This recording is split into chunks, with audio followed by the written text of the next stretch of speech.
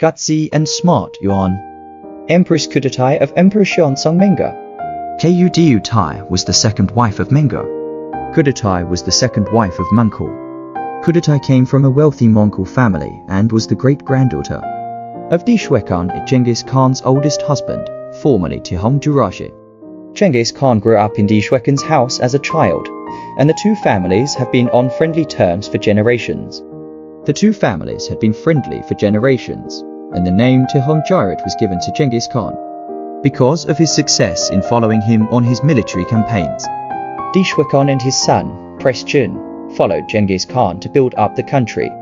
So Genghis Khan gave Prestjin the title of uncle of the state, added the title of king and marquis, and gave hundreds of thousands of taels of silver, and then commanded the Mongolian ministries. Dishwekan put his daughter Shuzhen Shui a time married Genghis Khan. Genghis Khan thanked and gave the order, born female for the queen, born male Shang princess, the world will never end. Kudutai, since childhood, has been brave, sensitive, and loves horseback riding and archery. For people have courage and knowledge and are good at thinking and planning. She understands very well the tremendous Mongolian country that the royal family is divided, the Khan throne to move people. Today's noble Khan, tomorrow see two prisoners to each other, seeking for the piker also cannot get to the harsh reality of close contemplation of Mongolia to seize the Khan's problem. She often told Mengge that as long as Gyu died, the opportunity to seize the throne would come. The reason was that there were only orphans and widows left in the Wekadai family. And Gyu's wife, Goodwoodly Kai, was lost, mediocre, incompetent and good at sorcery.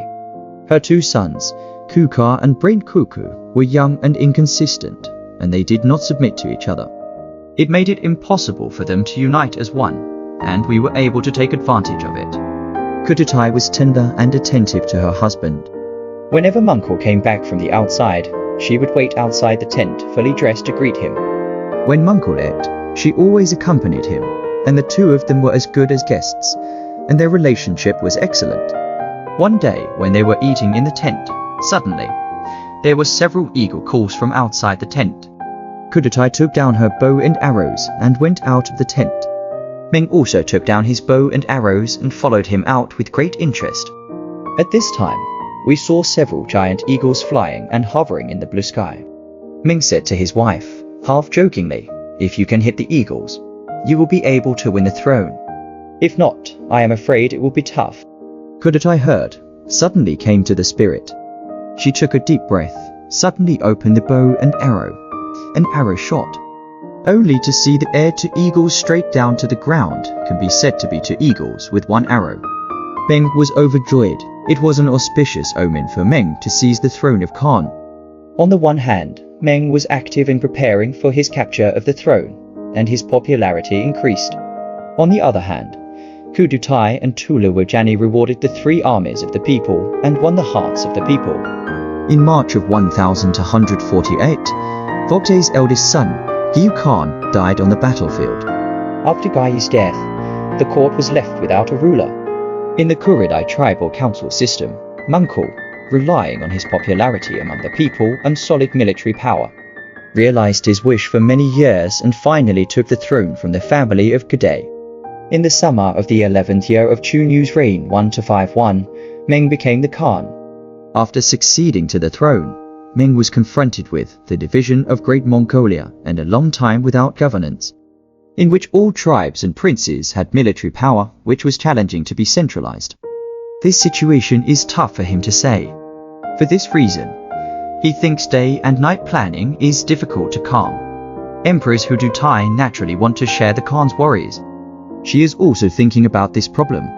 One day, she considered a measure, the use of the son of the concubine last leman and noble by the son of brain neglect.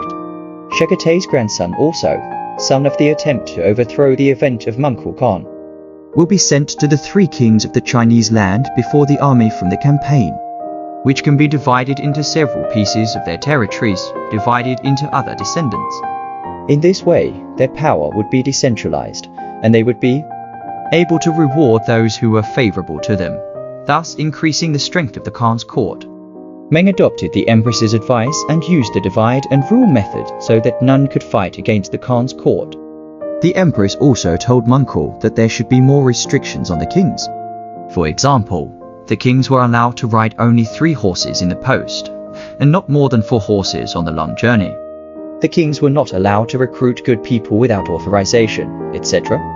As a result of these measures, Mengge was able to control all the kings. Thanks to these measures, Meng's rule became stronger and stronger.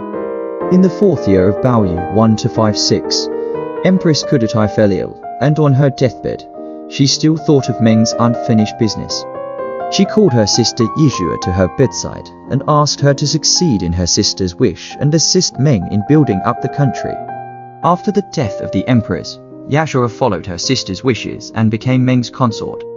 In the first 2 years 1-65, Yuan Shizu Kublai posthumously, Huangdu Rashi Hudutai, 4 chaste queen, set up a tablet in the Xianzong temple.